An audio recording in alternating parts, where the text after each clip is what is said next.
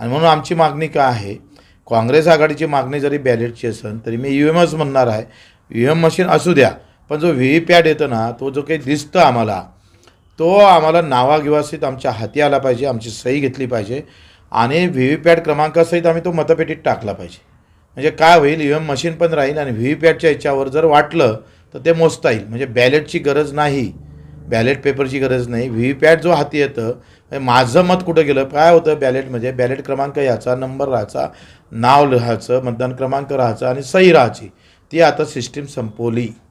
म्हणजे तुमचं मत हवेत आहे, तुमचं मत तुम्हाला भेटलं का नाही भेटलं, ही सिस्टीमच कोलॅप्स करून टाकली आणि इथंच BJP जिंकलेली आहे. हे कटकारस्थान आहे, हे एक कटकारस्थान आहे. दुसरं, शहरातल्या निवडणुका पहिले घ्यायच्या, अर्धे अधिक शहरं हिंदू मुस्लिमच्या नावावर निवडून येणार, त्याच्यात पुन्हा BJPचा फायदा होईल आणि त्याचा परिणाम ग्रामीण भागावर होईल आणि तिथून पुन्हा एक विजयाचा वातावरण महाराष्ट्रात निर्माण कसं करता येईल, तर त्याचा एक व्यवस्थित मला वाटतं इथे गेम BJPनं व्यवस्थित केलेला दिसतं.